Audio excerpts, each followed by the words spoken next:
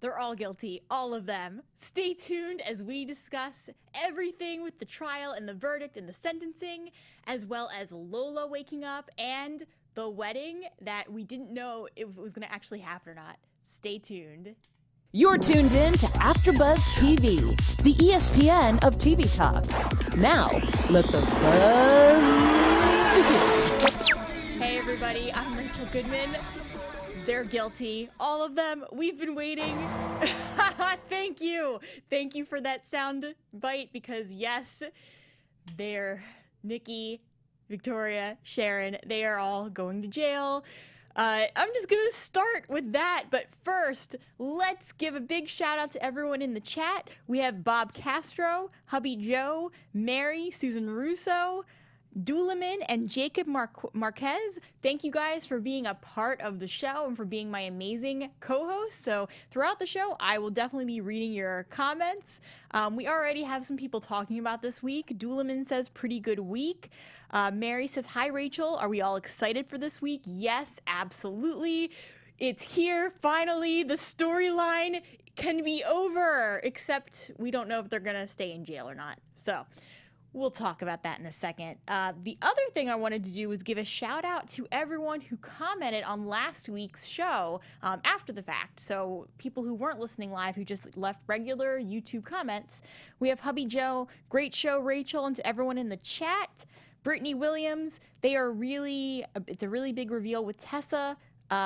She was the blackmailer, can't do it twice. I think she had nothing to do with digging up JT's body, and that is the easy target. I want it to be somebody new than Tessa because there's not going to be a shock to anyone. And then we have Barry Rosen. Hey, Barry. Yes, the show is getting better. I agree with that. I think that there's a lot of really juicy things happening that, yes, they're soapy, but they're very, to me anyway, they are very, they're good. They're actually interesting, and it's keeping my attention. So if anyone listening in the chat, if you want to expand on that, if you have any thoughts on the writing and thoughts on what's been happening, let me know. Tell me what you think. Is it getting better? Is it getting worse? Is it holding your attention? Is it too soapy? Is it not soapy enough?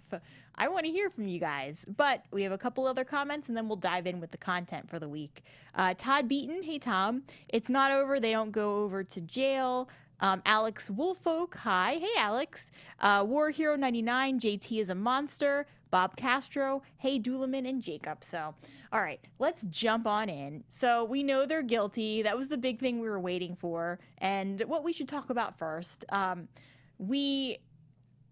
before kind of leading up to that moment, it's just important to note that they spent a couple of episodes before we actually found out. I don't think it was until either the end of 2 or the beginning of 3 where we really where we were kind of like revved up to see what was going to happen with this.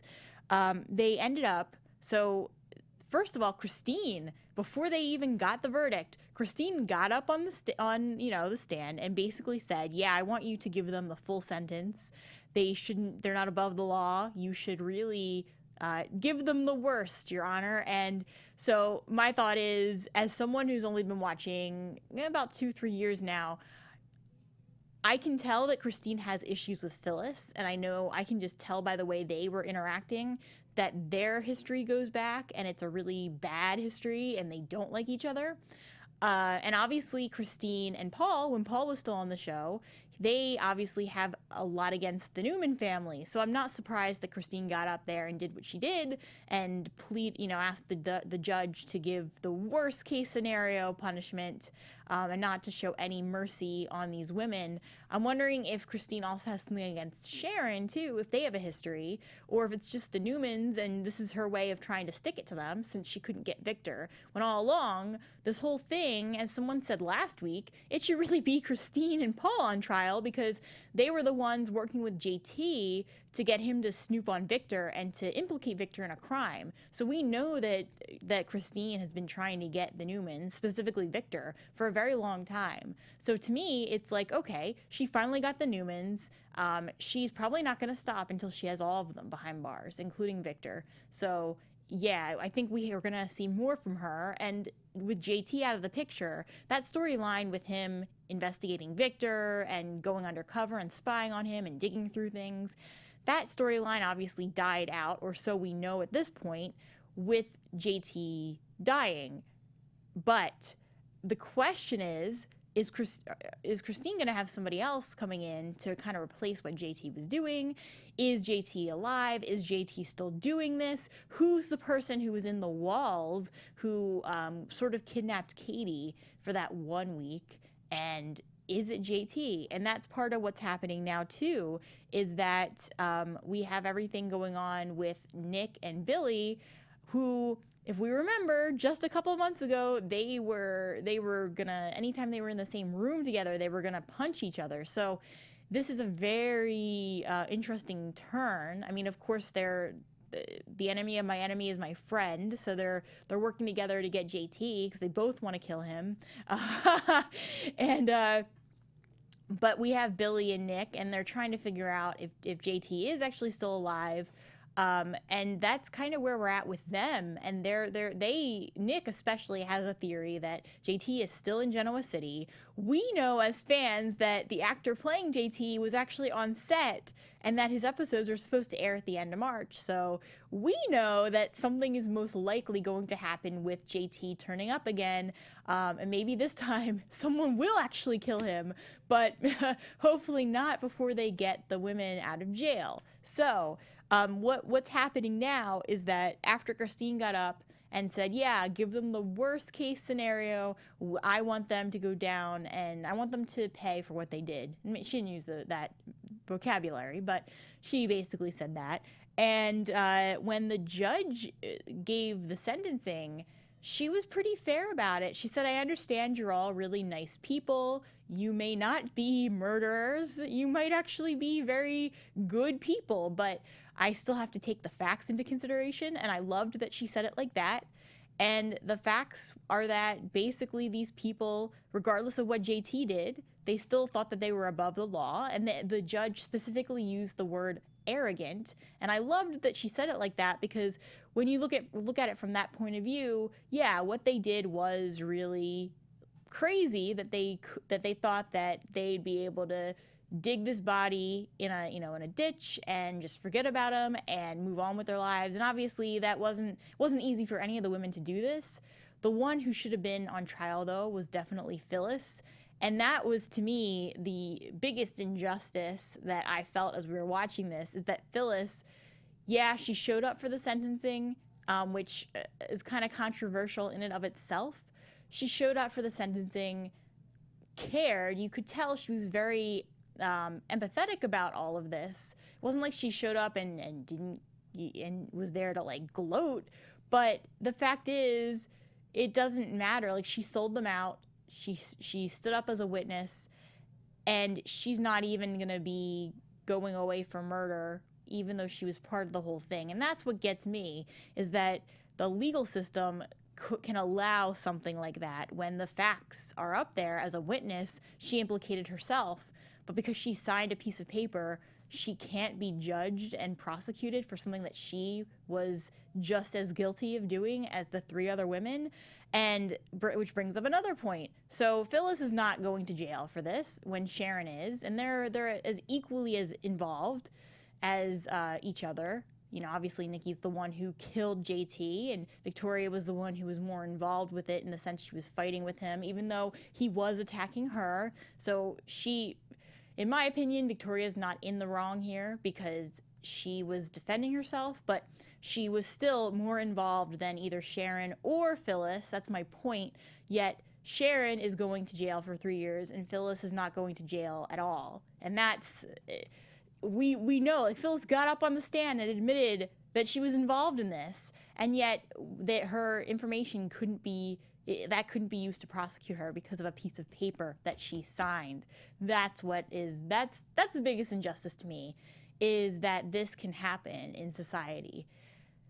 That, and the fact that when Tessa got up there last week and she gave her testimony that she blackmailed them, that she, even though, I mean, obviously Tessa didn't sign anything that granted her immunity, but she got up and as a witness was, admitted to what she had done, and that they could use that to actually arrest Tessa. So, okay, Phyllis can get up as a witness and say that she was involved in a murder, but then she won't get arrested. But then if Tessa gets up and she's saying, well, yeah, I blackmailed them, blah, blah, blah, they can use that and come and arrest her. To me, that's just a complete, it just shows, I understand this is fiction, but it just shows the issues that exist in the legal system that these things can happen. Let me check in with the chat here and see if we have any comments. Okay, so we have a comment. We have a lot of comments here, actually. Bob Castro, Victor has a plan. Christine's annoying too. Victor has a plan to shut her down, though. Not that that'll work. Victor likes to try and stop Christine and Paul every chance he gets. Todd Beaton, Phyllis was in love, obsessed with Christine's ex-husband. Okay, that makes sense there. Mary, I'm glad Billy and Nick working together. Great storyline between the two of them. Terry is playing both sides between Phyllis and Jack. Carrie, I think she means. Carrie's playing both sides between Phyllis and Jack. Dislike her character. Yeah, we'll get to Carrie in a second. There's a lot of reveals with her that we really didn't see until this week that shocked me, to be honest. I did not take her to be like this, but we'll get there in a second. Hubby Joe, Christine should be disbarred. Aaron Brody's here. Hey, Aaron. And then a couple more comments and we'll keep talking. Demo says Phyllis ran out of the court after the verdict. Yeah. Hubby Joe, Phyllis needs to be hit by a bus. Demo, glad Nick dumped this snake. I agree. I just want to let you guys know too, a couple of you were asking about calling in. Unfortunately, we're having a bit of some kind of a tech issue, so we won't be able to do calls tonight. I am so sorry, but next week we'll be back up with the calls. So for tonight, if you have anything you would like to discuss, just put it in the live chat because I will read everything you say. And also, if you're listening and you're not listening live, you can also comment on the video itself, and I always read your comments on the next show. All right, we have a couple more, and then I will keep discussing this. Duelaman, I think Phyllis and Victor are in cahoots. Yeah, that's always possible, because you would think by now, if Victor really wanted to get Phyllis, he'd start already. But who knows, maybe he is, and there's just been too many other things going on for the show to focus on it. That's what we're going to get next, is that if Phyllis and Victor aren't in cahoots, he's going to be, that's what's coming next, is that Victor's going to be planning something to actually hurt Phyllis. If Victoria doesn't get her, because that was also a threat on the show this week, if Victoria doesn't somehow get Phyllis, Victor's going to do it. Demo, this GC legal system is silly. Aaron Brody, GCPD has always been one of the worst soap police stations.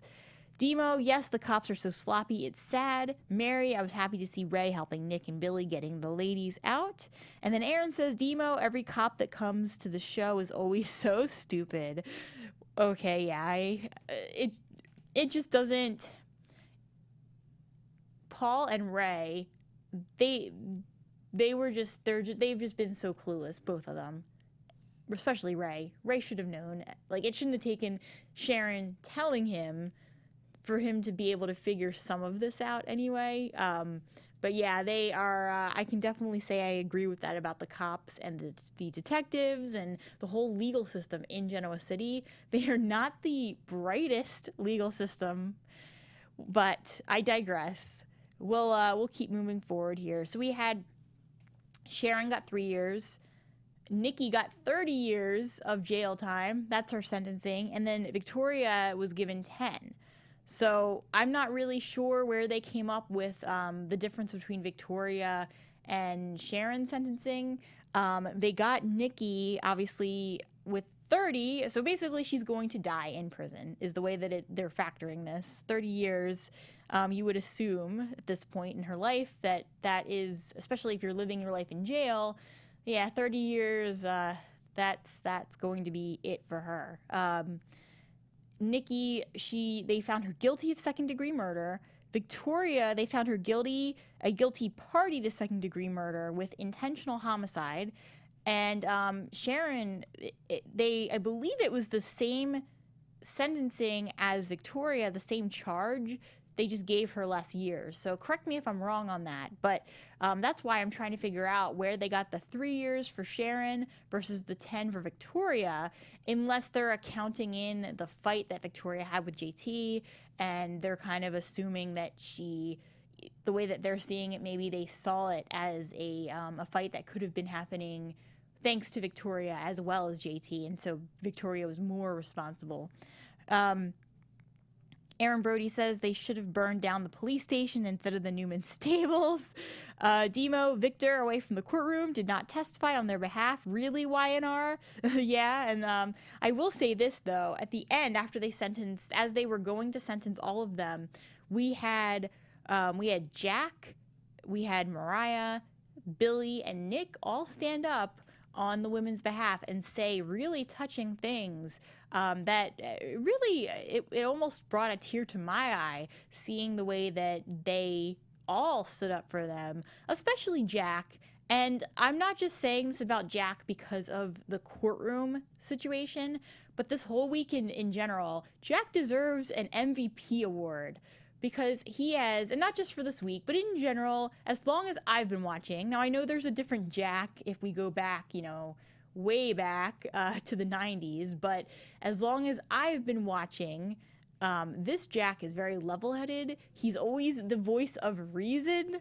And he is always seeing things from different perspectives. So he clearly just wants to do right by these people, specifically Nikki. He wasn't speaking about Sharon or Victoria per se, but he really wanted to see the best treatment toward Nikki that could be granted to her because of how he feels for her. Doolaman Nikki should be at least 70. Yeah, when I made that comment about the 30 years, I'm honestly not sure what age she's playing at this point. I'm just kind of guessing that, if she's around Victor's age, then yeah, they've 30 years. That sounds about like the rest of her life at this point. We have some comments about Summer. I am very excited to get to that next. We have a little bit more to say about the court case, and then we'll switch gears here. Really just the last thing to mention with the whole court situation is that after the fact, when they were sentenced to the jail time, we got to see Nick and Billy and even Victor, we got to see them saying goodbye, and it was just not really goodbye, but just, goodbye for now. I'm going to get you out of this. Don't worry. And I especially loved the moment between Nick and Sharon because they didn't say it, but Nick specifically said, if we hadn't broken up, then Ray wouldn't have gotten to you. He wouldn't have tricked you. If I hadn't lied to you, we wouldn't have broken up, blah, blah, blah.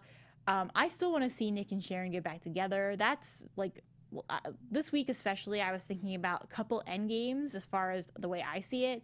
And yeah, Nick and Sharon, I really want to see them get back together after this. And I hope that after this whole ordeal, maybe Nick and Sharon will be able to reconcile and get past the things that have been plaguing their relationship finally and actually get married.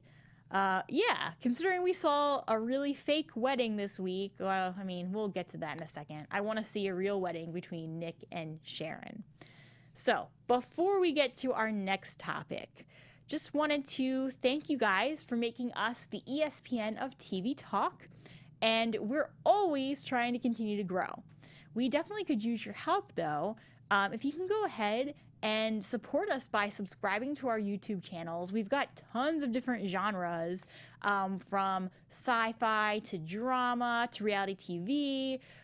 We have it all. Literally, we have hosts for pretty much any TV show you can imagine. So I'm sure aside from YNR, there are other TV shows you love. I know we had Susan Russo. She was over with the Ray Donovan when I was on the Ray Donovan AfterBuzz show. And so I know you guys have plenty of TV shows that you love to watch. And it definitely helps us when you like and follow and subscribe to the channels. And just, it just helps us grow, and we can continue to produce content that you guys all love. So let us know that you did that you subscribed. Either let me know in the chat right now, or if you let me know in the comments, I will give you a shout out on the air. So thank you guys for all being a part of AfterBuzz TV. It means so much to us, especially for me, because it gives me a place where I can discuss all of these crazy things happening on Y&R, and it gives us all, not just me, but all the hosts in general, an outlet to discuss all these things that are happening that, we would otherwise explode if we didn't have the outlet. So thank you for supporting what we love. And on that, oh no, I'm not going to say this. I have an issue with saying on that note, so I am making it a resolution to not say that. And let's talk about something I did not love this week, which is the wedding that happened between Summer and Kyle. I just have to take a deep breath, because that wedding was so awkward. This whole week when they were leading up to the wedding was so awkward. When they were talking to Jack, Phyllis, Nick, they didn't even tell Nick about the wedding. It was Nick finding out from Abby that there was going to be a wedding the next day. And I don't even think that Abby knew it was going to be the next day at this point. Abby told Nick about this wedding, and Nick confronted Summer, and Summer was like, oops, my bad. I was going to tell you in person. P.S. The wedding's tomorrow. And Nick was like, what? Tomorrow? There's a wedding tomorrow, and you're just telling me about this. So, yeah, the whole thing was awkward. It was obvious that Summer was the one who cared about this, but it was like, I don't even know what she wants, because it was like watching her forcing this wedding, forcing herself to love this person who she may or may not actually love. We don't really know, because one minute she was into Billy, and then that whole situation exploded on her. And then the next, she's into Kyle, and she's been into Kyle for a while now, but it feels like she's only been into him because he doesn't really want to be with her. And there's a lot of confusion for me with this relationship, because I wanted Kyle and Summer to be together over Kyle and Lola, especially with the way Lola was acting with making a huge deal out of stupid things like, oh, Kyle bought me a $5,000 purse, we need to break up. Instead of just talking to him about it and being like, yeah, that makes me uncomfortable, don't do things like that. So yeah, things like that. Like I didn't see Lola and Kyle as being an endgame couple. And I did think that Summer and Kyle were more on the same level, and I got what Summer was saying. I sort of expected that one day they were going to end up together, but I didn't expect it to happen like this, with Summer forcing this marriage and forcing this love to happen when it's clearly not there, and it just feels so fake right now. I was expecting that it was going to organically grow, and that they were both, Summer and Kyle, going to grow back together, and that organically they were going to fall for each other again and end up together. That's where I expected this to go. Not like this where, oh yeah, I'll only be the donor if you marry me, and now they're married because of that. This is like, okay, kind of crazy to me. And it was awkward. It was awkward for the family involved. I'm surprised Victor went along with it. I thought he was going to be very against this wedding happening, especially because now that Victoria and Nikki are both in jail, Victor was going to Summer to basically say, yeah, you need to step up and actually be like the CEO running this place, and you're going to need to do all kinds of work. So with that, I expected that Victor was not going to be for this wedding at all, and that he was going to give her the hardest time of anyone. But surprisingly not. I mean, it's no secret that Victor actually kind of likes Kyle, he keeps trying to recruit him to Newman because he senses, one, I think he wants to stick it to Jack, and two, he senses that Kyle will do anything to get his way, and Kyle will do anything for business and he will fight, even if it means fighting dirty, but he does it in a skillful way. The same way that he's kind of handling this thing with the marriage. It's clear that Kyle is making a big sacrifice. The sacrifice, though, is not anything to do with Summer. It's everything to do with Lola and the fact that he loves her, and that even if he can't be with her, he wants her to live, and so he's making this sacrifice and choosing to be with Summer. And let's check in with the chat, because we have some Summer and Kyle comments. Bob Castro, oh, okay, this is actually a comment about the court case. Bob Castro says Victor couldn't testify because he pissed the judge off and was barred from the trial, which sucks, as he could have made a strong case. Yeah, he could have. I still think that they would have gotten the same sentencing even if Victor stepped up, but it could have helped a little bit. Todd Beaton, Summer and Kyle are married. Throw up face, poop face, sad face, nauseous face. Oh, sorry, nauseated face, if I'm going to say it the way that YouTube has it. Yeah. So can we tell how some of us are feeling right now about this whole Summer and Kyle situation? Demo, Abby throwing digs at Summer all week long. I'm here for it. Joy face, joy face. I mean, yeah, but Abby kind of pisses me off too, and she sort of annoys me just because I know her past. I wasn't watching when everything went down with her, but I feel like she definitely is one of those, you know, kettle calling the pot black, and just it's like she has no room to talk. And so I don't even want to hear it from Abby, and like it just feels like she always inserts herself into people's business when she shouldn't. And I get she's trying to do the right thing by Lola because she has a friendship with Lola, but I mean, you can't, especially because Lola, Ray, and Arturo, I can't roll R's, Arturo, I'm just going to say it like that, especially because they actually have a theory that it's not, that Kyle's only marrying Summer specifically so Summer will be the donor for Lola.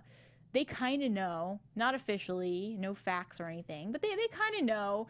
So for Abby to give Kyle a hard time, even Arturo was like, yeah, I mean, if this is true, I don't want to get in the way of this. I want this to work out so that Lola gets the liver. Yeah. So I feel like they're not as mad with Kyle as they would be because they kind of know the truth without knowing the truth. Bob Castro, sorry, Joe. Oh, okay. Hubby Joe, yeah, he's just agreeing with Demo. And then Aaron Brony, Summer and Kyle, yuck. Bob Castro, sorry, Joe, agree with you on all, but still love my Summer, although she's getting on my nerves. Demo, Lola will hate Kyle. Kyle will stay married to Summer. Maybe she will make him sign a document that he has to stay with her. Yeah, because at this point, it's just been a verbal document, nothing official. So that's another thing. Kyle, and this is what I'm waiting for this to happen.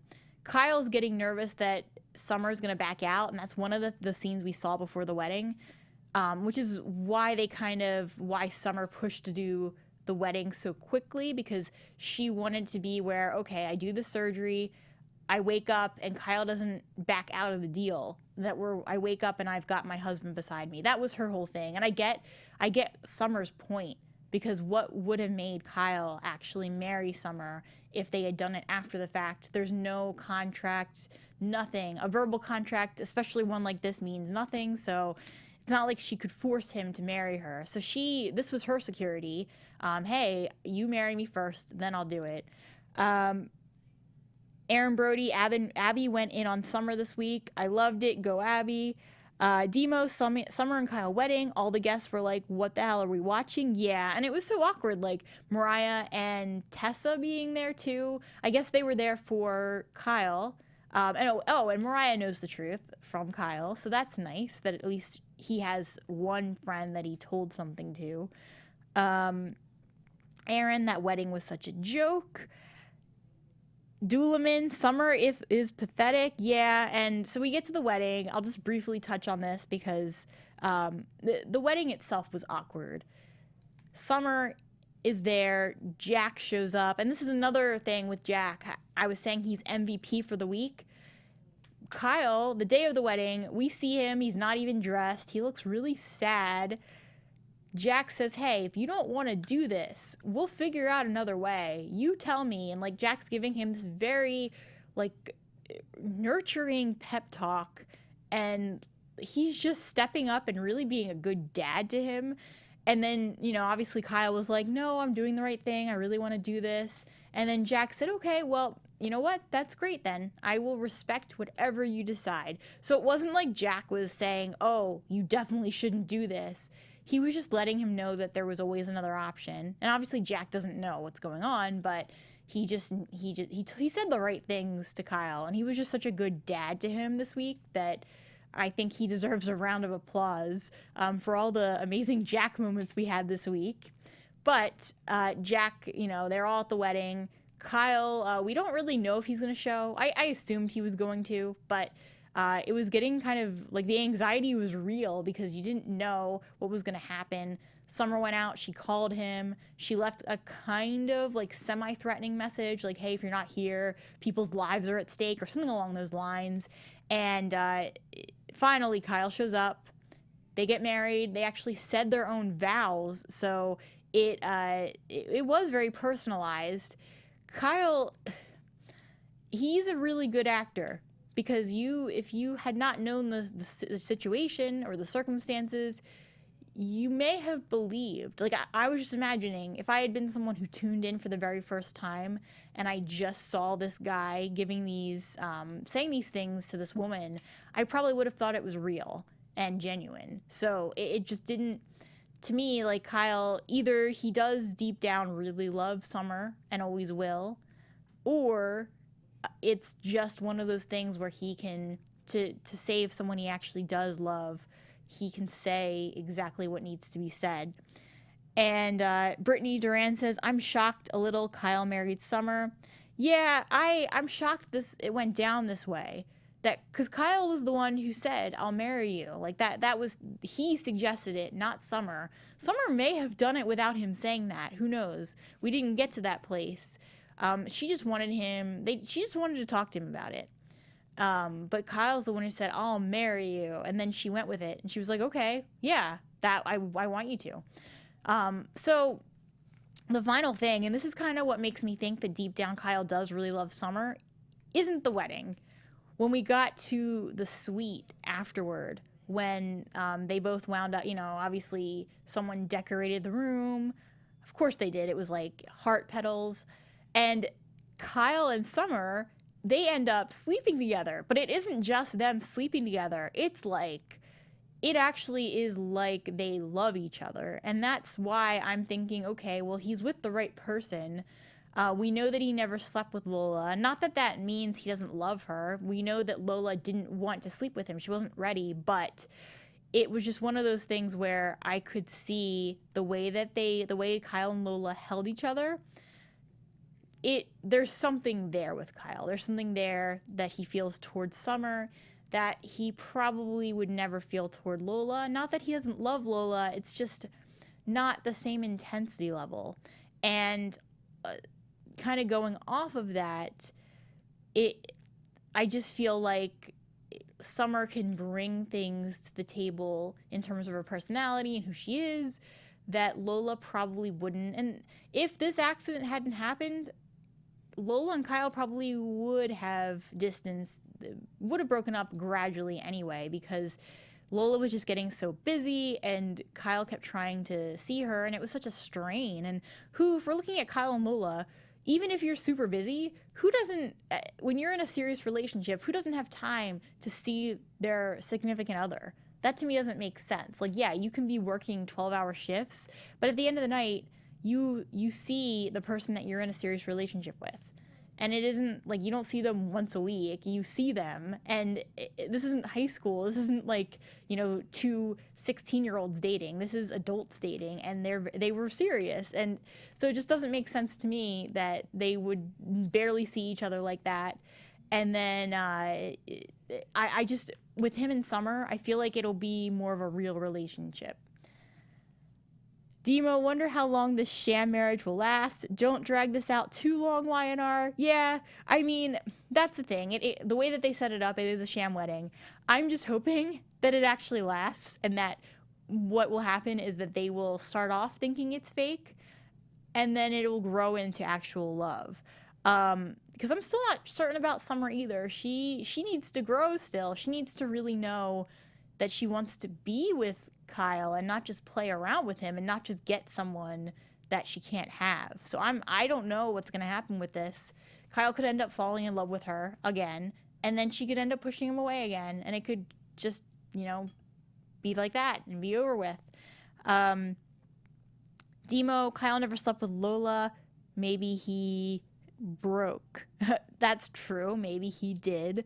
One thing that Kyle said too last week, I think it was, when they were talking about this deal, or maybe 2 weeks ago now, Kyle specifically told Summer, I'm not going to be there with you providing husbandly duties. And it was kind of implied he meant sex. So the fact that on their wedding night they're sleeping together, it's already turning into something beyond what they thought it was going to be. And it was kind of a mutual thing. It wasn't like Summer did seem to be forcing the wedding and did seem to be forcing certain things. But when it came to sex, they both mutually wanted it. You could tell. Like, it wasn't like she was pushing him to do that. Nikisha is here. Hey, Nikisha. Bob Castro, well, Kyle is a guy after all. That's true. Hubby Joe, clap for Jack. And Todd Beaton, no, Kyle and Lola will get back together. It's possible. They could get back together. It could be one of those things where they end up being the endgame couple. I just kind of want to see Kyle and Summer together. I know it's kind of an unpopular opinion, but that's how I feel about them. Aaron says, right, that's probably what's going to happen to Demo, that Summer will get pregnant and guilt Kyle into staying. Yeah, that's what Demo said. Yeah, that could definitely be a possibility. And then we have Lola's perspective on this. So I'll save that for predictions. Before we get into predictions, though, we pretty much hit on everything, all the major topics for this week. The only quick thing to really mention is about Mariah and Tessa. This was kind of mentioned in passing earlier, but basically we had Tessa, who ended up getting arrested, hence my rant earlier about the injustice in the Genoa City Police Department.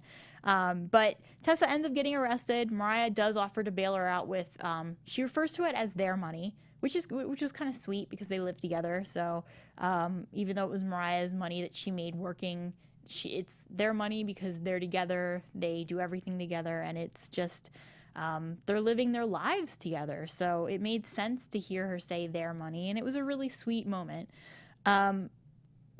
What kind of stunk is that later on, so Tessa does get out because of the bail. Mariah ends up confronting Nick like after the sentencing, and Tessa's standing there with Mariah.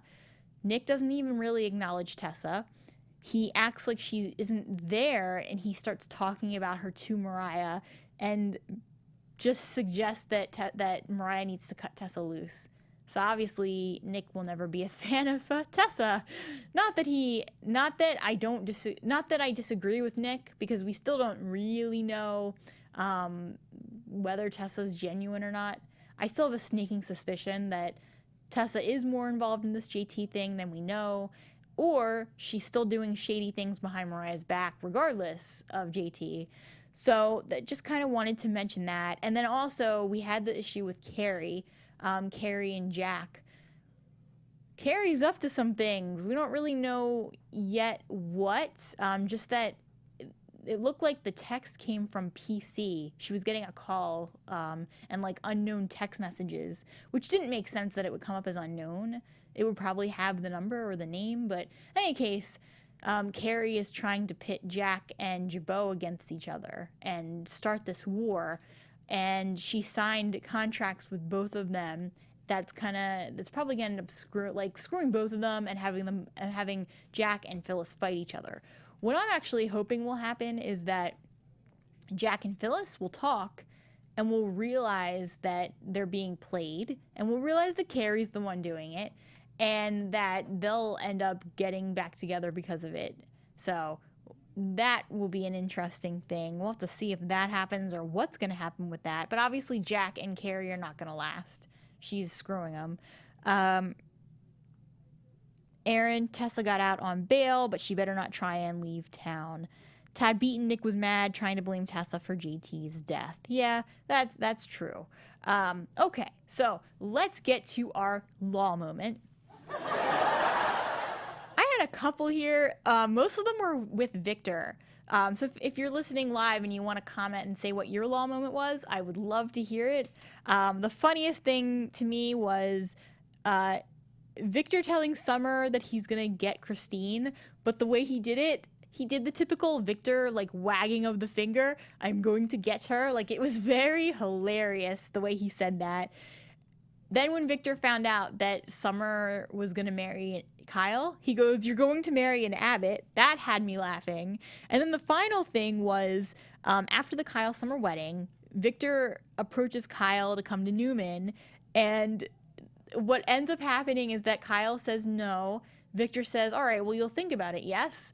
And then in, like, the same breath, Victor adds, as he's wagging a finger, "As long as you treat my granddaughter well." Like, it was hilarious. So yeah, all of my law moments were Victor this week. Otherwise, I was actually watching and I wasn't sure I was gonna have one because it was just a very serious week. Where's Gloria been? She used to be most of my law moments too, but we haven't seen her in a long time. And Ted, the guy that kind of replaced Gloria, we haven't seen him either. So they're all gone. But Victor, he stole the show with the law moments. Finally, let's get to our predictions. And now, your AfterBuzz TV predictions. Okay, we've had a lot of talk about the Kyle and Summer wedding and what's going to happen because it's a sham wedding. We had someone discussing how this was actually Demo saying something along the lines of that Summer's going to get pregnant and use that to guilt Kyle into staying with her. My prediction is that Kyle is going to fall in love with Summer and that she is going to, once she actually has Kyle, she might want to be the one to get the divorce. So that's my thought there. I also think the prediction about the pregnancy is a very logical prediction. I think Lola, when she wakes up, she is going to be pissed. She's not going to understand. As we saw, she was trying to call, or she actually did call Kyle and left a message about missing him. I think she's going to have a lot of things to say if she gets that place. I feel like Kyle is going to try to avoid Lola because of the situation. Lola might eventually realize why he did this and confront him, and that'll be that. Or it'll be this crazy love triangle where Kyle is always seeing Lola behind Summer's back, and they're still kind of together, but it's just this really messed up situation where Kyle can't be with one or the other, especially since he's married to Summer, and it just ends up in this mess, and then no one ends up together, which would be sad, but that is one prediction. My other prediction has to do with the whole court case and everything with the sentencing. I feel like they're going to, Nick and Billy are going to find JT. They are going to maybe kidnap him themselves and then try to somehow get the women out of jail. So I don't know how they could do that, but maybe they'll have some kind of operation involved to try and, like, jailbreak them. On that note, let's check in with the chat, and after that, we'll wrap up here. Bob Castro says, oh, okay, we had a comment from Demo. Demo, only Victor can wag his finger and get away with it. Aaron, Carrie is a spy for Ashley. Oh, that is a really good point. I can see that happening. Speaking of which, there was some kind of rumor out there saying Ashley was coming back. Just a rumor. I'm not sure if it's happening, but I'd like to see that happen. Demo, Gloria is on Days of Our Lives, I believe.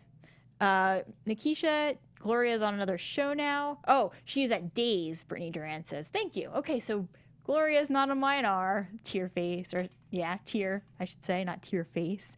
Demo, Ted on vacation. And Aaron, I love Gloria on days. Demo, Summer could cheat with Finn.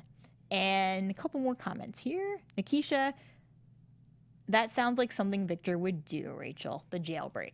On that note, my name is Rachel Goodman. You can find me on Twitter or Instagram at Rach Goodman. Also, we have a Restless Rap page on Facebook. So if you go over to @RestlessRap, go ahead and like and follow that page. I always post the link to the show and I read your comments there. So if you want to talk about Y&R during the week, please go over there and we can have a discussion about it before the live show. And then I'll talk about our discussion live on air. Until next week, I hope you guys have a very warm week. The weather's been amazing. So I will catch you guys next Sunday, same time, 5 p.m. Pacific Standard Time. Have a great week. Our founder, Kevin Undergaro, and me, Maria Menounos, would like to thank you for tuning in to AfterBuzz TV. Remember, we're not just the first, we're the biggest in the world, and we're the only destination for all your favorite TV shows. Whatever you crave, we've got it. So go to AfterBuzzTV.com and check out our lineup. Buzz you later. The views expressed herein are those of the hosts only and do not necessarily reflect the views of AfterBuzz TV or its owners or principals.